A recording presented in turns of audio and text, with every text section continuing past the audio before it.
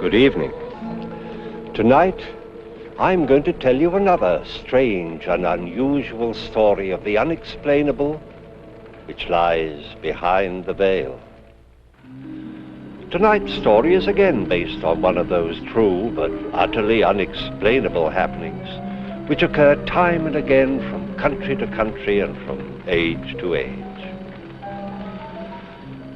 George Bosworth was a modern man of his time in every sense of the word, and had his story occurred to another, he very probably would have been the last man in the world to believe a word of it.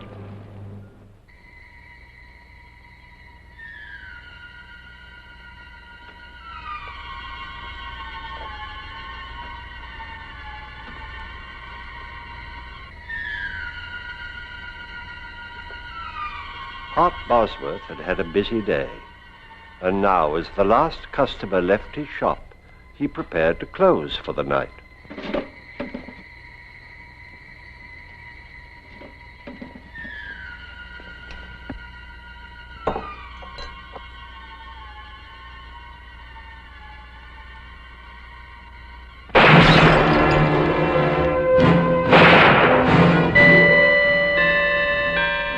At this same moment, 150 miles at sea, George Bosworth prepared to retire, completely unaware of the incredible events which were about to occur.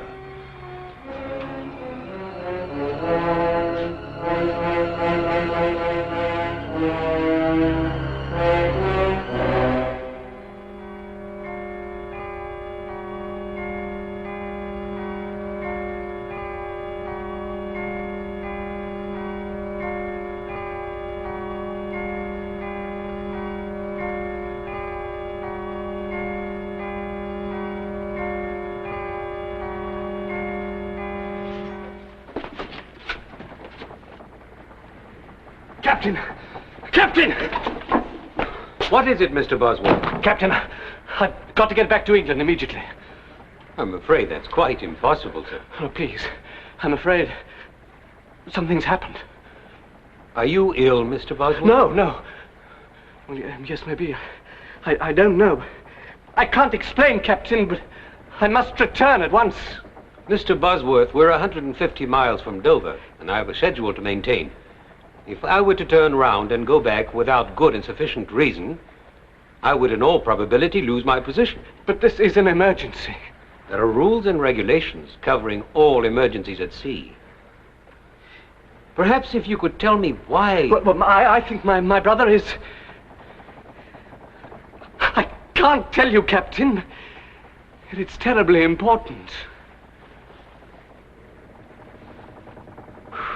I'm sorry, Mr. Bosworth, but I can let you off at Ostend. There you can make connections with another ship and be back in England by tomorrow morning. What time will we dock? We should be there within the hour. I pray God, Captain, we're not too late. Bullet wound through the heart, fired at close range. Man's been shot. He's dead right enough. From the looks of things, nothing has been taken except money. Cash draw's empty. Which leads me to deduce that the motive for the crime was robbery. Got that, Orton? Yes, sir. I checked the Bosworth house. George isn't there. The place is shut up tight. That's odd. Him and Art usually close the shop together. Are you sure you heard the shots at 9:45? Right you are, Chester. 9:45 exactly. Just a minute, Bertha. A little less familiarity, if you please. This here is official police business, and I'm here in my official capacity. Until I've solved this crime, I'll trouble you to remember that I'm a sergeant in Her Majesty's Constabulary. Oh, I am sorry. From now on, I'll remember, Chester. Sergeant. You may proceed, Mrs. Clink. Well, I just put the kettle on. I always makes us a pot of tea in the evenings, just before retiring, as you might say. You know how Alfie likes to get to bed early. Yes. Get on with it. Well, I'd no sooner touched the kettle to the stove when I heard the shots. So I said to Alfie, that sounds like shots. And Alfie said, no. So I said, to Alfie, Alfie, them was shots. And Alfie said... Never mind what Alfie said. What did you do? Well, the only light that was on was in Aunt Bosworth's shop. So I run down here to see if he'd heard them too. Imagine me horror and surprise to find poor Mr. Bosworth lying there in a pool of blood. Aha! And whose blood would you say it was? How long would you estimate this was after you first heard the shots, Mrs. Clink? Couldn't have been more than 5 or 10 minutes. Thank you very much, Mrs. Clink. That'll be all. But I haven't finished. If you've anything more to say, you can make a statement at the police station. But I know who done the murder. Mrs. Clink, you saw the murderer? Yes, I did. I see. Now, Just a minute, Constable. I'll handle this. Now then, Bertha, why didn't you give us this valuable information before this? I was about to, until I was so rudely interrupted. Are you insinuating that I was rude? Sergeant, may I suggest the murderer? Huh? The murderer? Oh, yes. All right, Mrs. Clink. The name, if you please. His name is Albert Ketch. How do you know that, Mrs. Clink? I saw him. Just as I got outside, I saw him run from this very shop, as though the old devil himself was after him. Are you sure? My sight's as good as yours, Chester Wilmore. Sergeant, shall I round him up? Why, yes, Constable, do that. And see if you can find out what become of George Bosworth. Why not ask Mrs. Clink, sir? I'm sure I don't know, Constable. But why not ask Miss Julie Westcott? She's his fiancée. She ought to know. I'll do that, Mrs. Clink. All right now, off with you. Home, all of you, if you please. This here shop will be closed till further notice. Move along, please. Now then, Albert, why don't you confess and save us all a lot of trouble? All nice and tidy, eh? Because I didn't shoot Art Bosworth, that's why. Aha! How do you know he was shot? You told me. Oh. What were you doing in the apothecary shop at that time? Oh, I was there to collect a debt what was owed me. What was the debt for? Well, you see, I do a bit of carpenter work in my spare time, being handy with my tools, as you might say. And I built a set of shelves for Mr. Bosworth several weeks ago. And it took you several weeks to get paid? Well, there was a slight misunderstanding between us, as you might call it. Aha! That don't mean I killed him. What was the cause of this misunderstanding? While I was building the shelves, a case of his medicines got broke. Bosworth got terrible excited. Claimed I'd done it careless like. Said they was worth more than the shelves and he wouldn't pay me. And so you killed him? That's not true. I don't even own a gun. A likely story. Why, I wouldn't be surprised if you wasn't doing a bit of poaching in your spare time. Oh, it's a nasty thing to say. Poaching's a very serious offence. I've a mind to enter charges against you. Sergeant, this man's being charged with murder, not with poaching. You hear that, Albert? The constable's right. Murder's the charge. Don't you try to throw us off the track with all this talk about poaching. Now, why don't you be a good fellow and confess and save us all this trouble? Now, look here, Sergeant. I'd like to help you, really I would. But you know I'm not the kind of man who'd kill a chap in cold blood. Albert Ketch, you're making it very hard for us. Very well. If you won't cooperate, we'll have to drag it out of you. We'll start all over again.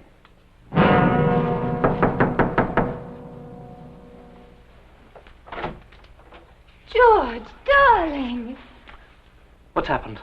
Come inside. Something's happened to Hart, hasn't it? Sit down. No, tell me. Yes, George, Hart is... Hart's dead. Too late. I'm too late. George, you were on your way to France. How did you get back so quickly? I had a feeling something was wrong. Who shot him? Who told you he was shot? Do they know who did it? The police have arrested Albert Ketch. Albert Ketch?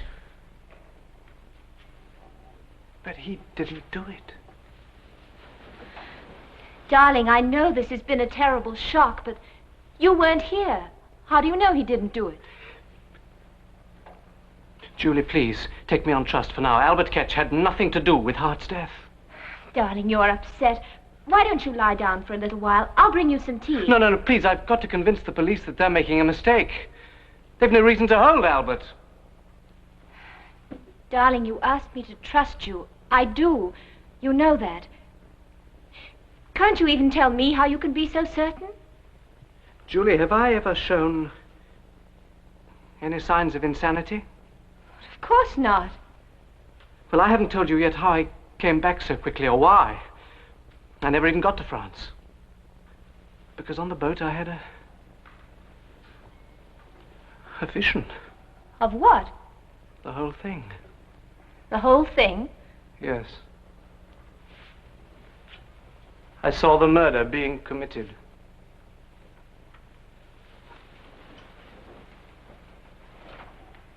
George, tell me exactly what you thought you saw. Well, I was washing, getting ready for bed, and when I looked into the basin, I saw the apothecary shop. It was exactly as if I was right there, everything as clear as it is now. You must have been dreaming. No, I saw Hart by the shelves. And then I saw the murderer come in and shoot him. You saw the murderer? Who was it? I don't know. But it wasn't Albert Ketch, I'm sure of that.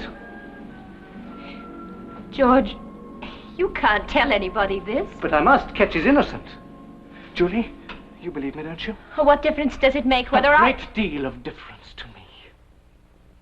George, I believe you because I love you. But if you tell this story to the police... No, that's a chance I must take. That's a chance you must not take. But they'll hang Ketch. Listen to me, George. There's nothing you can do. If Ketch is innocent, he has nothing to fear. But you... If you tell this fantastic tale to the police, you'll be ruined. Julie, a man's life is in danger. How can I think of myself? Well, then think of me. You know they won't believe you. At best, they'll call you insane.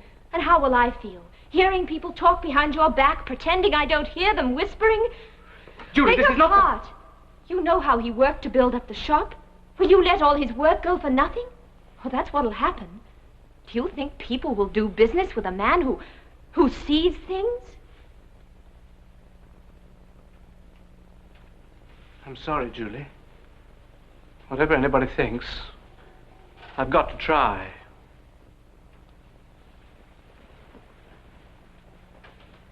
Very well, George. If you feel you must, I'll go with you. No. There's no need for you to become involved.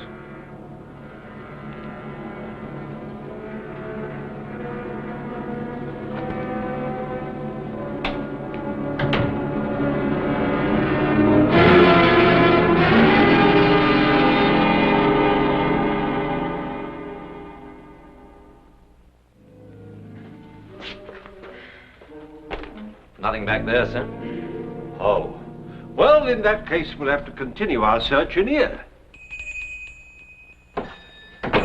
Ah, Mr. Bosworth, sir. Allow me to offer my condolences in this horrible tragedy. Thank you, Sergeant. They told me at the police station I'd find you here. May I ask what you're looking for? Clothes, Mr. Bosworth, clothes. And have you found any? Almost. But don't you worry, sir. We have the fiend what done this foul deed. If you mean Albert Ketch, Sergeant, he didn't do it. Why do you say that, sir?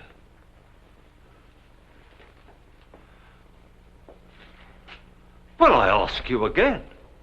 What makes you so sure that Albert Ketch is innocent? I can't tell you, Sergeant. You'll just have to take my word for it, but Albert Ketch had nothing to do with it. That's rather a large order, Mr. Bosworth. Asking us to accept your word without anything to back it up. Mr. Bosworth, sir. I assume you can prove your whereabouts at the time of the crime? Well, yes, I can. I was on a boat on my way to France. Mr. Bosworth, who else besides yourself stands to inherit your brother's estate after his death? Why, no one. I'm the only... Just what are you driving at? Now, I'm sure the constable means no offence, sir, but let me fill you in on the facts. We have a high witness what places Albert Ketch at the scene of the crime. He had motive, he had opportunity. Sergeant, have a look here.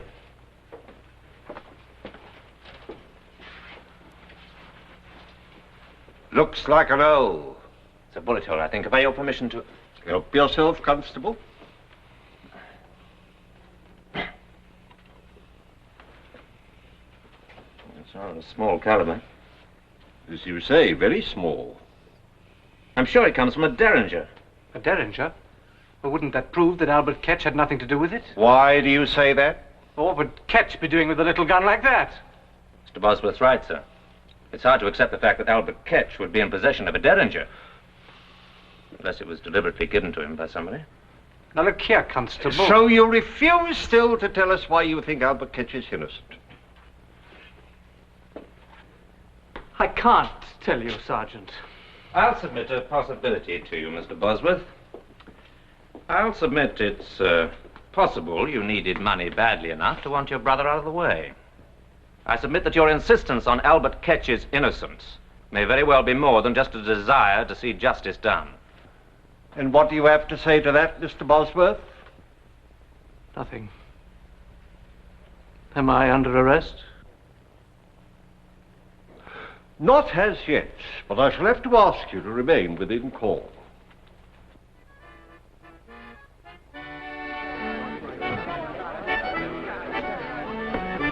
Evening, Mr. Bosworth. Oh, good evening, Mrs. Clink. Alfie and me wishes to convey our sympathy for your bereavement. Thank you. Shall we sit down for a minute? Oh, yes, Doc. Thank you. He was a fine man, your brother. A fine man. Always willing to extend credit until tie-dye, and never too proud to step in and have a lift with us. And his scales was honest, too. Yes, it was a terrible shock to me, Mrs. Clink. I can well imagine, but never you fear. Albert Ketch shall get what he deserves. Why is everyone so certain that Ketch is guilty? Lord bless you. Who else could it be? I saw him myself. You saw him? Of course I did. Has nobody told you? That Chester Wilmore. I am the most important witness. Are there any other witnesses? Not a one, and no more are needed, I can tell you that. Of course, Miss Westcott might have seen the whole thing. Had she been there 5 minutes earlier. Julie? What's she got to do with it? Of course, she might have been killed if she had. Yeah, but tell me, how does Julie fit into all this? Well, I'd just stepped out of my house for a breath of air before putting the tea on for Alfie and me, when I sees Miss Westcott going into the apothecary's shop. And it was hardly 5 minutes later when I heard 2 shots. I runs outside, and there goes Albert Ketch tearing down the street. Naturally, I got the police, and it was hardly no time at all before they had him clapped in the pokey. Julie never said anything about it. Oh, I dare say she didn't want to worry you. So it's the first time I've ever known her to worry about anyone. What do you mean by that? I'm not the one to talk about a body when they're not present to defend theirself. But everyone knows as how Miss Julie Westcott considers herself much better than us common folk. What are you saying, Mrs. Clink? It's truth. Ask any of the girls, they'll tell you. Her and her fine talk about position and money and station in life. But she wasn't fooling your brother none. No, sir. She wasn't pulling the wool over his eyes. Oh, you poor boy, I've upset you with me wagging tongue. Alfie always says I talk too much. But don't pay any attention to me. You better get home and get some rest. And I'll be saying good night.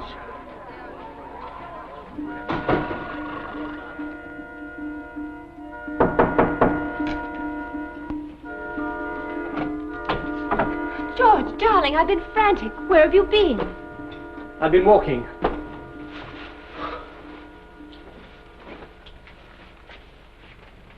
police think I'm involved in Hart's death. George, are they mad? How can they think you had anything to do with it? They have the murderer. No, they haven't. Ketch is no more guilty than I am. Will you stop saying that? The police think he's guilty, isn't that enough? No. Why are you so intent on seeing him hang? I'm not. I just don't like seeing you so upset, that's all. Julie, was there ever any trouble between you and Hart? Of course not. You know how fond of him I was.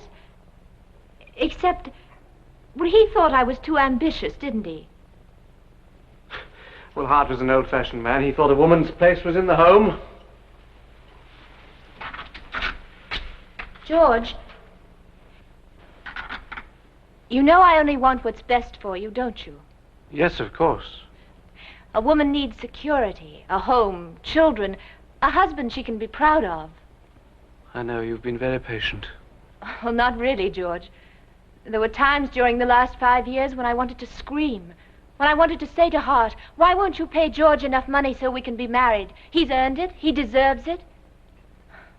But that's all over now. We can be married right away, can't we, George? Well, once a decent interval has gone by. Darling, we'll be so happy. Mrs. George Bosworth. I can't wait to see my friends' faces when I tell them.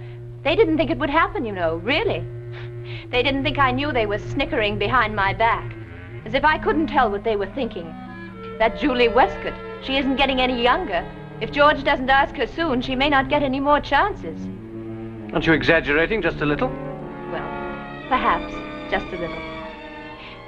Now, promise me you'll think only happy thoughts while I make us some tea.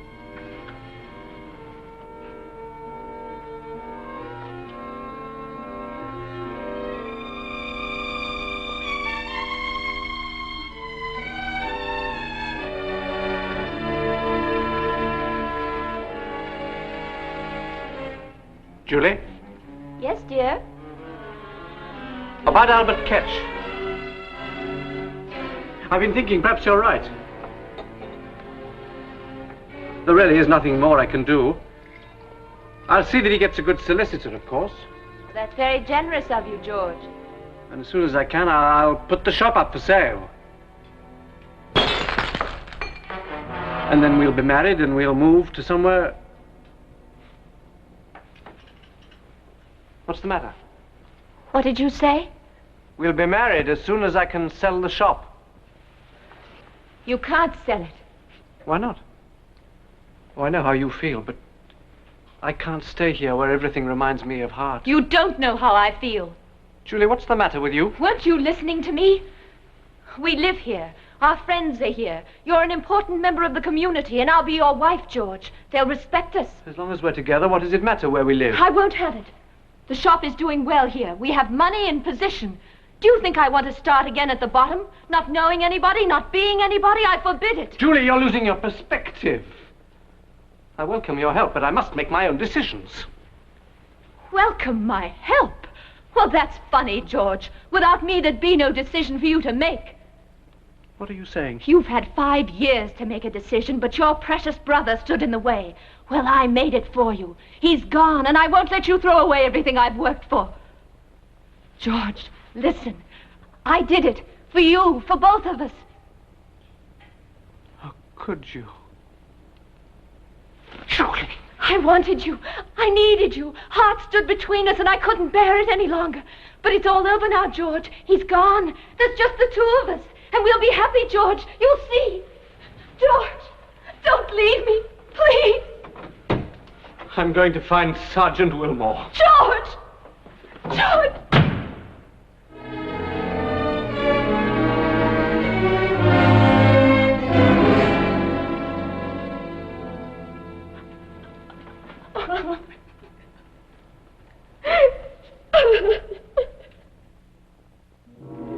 And so George, shocked and stunned as few men have had the misfortune to be, did his duty as he saw it. Bereft of brother, fiancé, he still had a life before him. Time would heal these scars, but But would it ever bring to him an understanding of how he could have seen his brother's death? I don't know. Do you? Please join me again for another journey into the world of the unexplainable which lies behind the veil. Good night.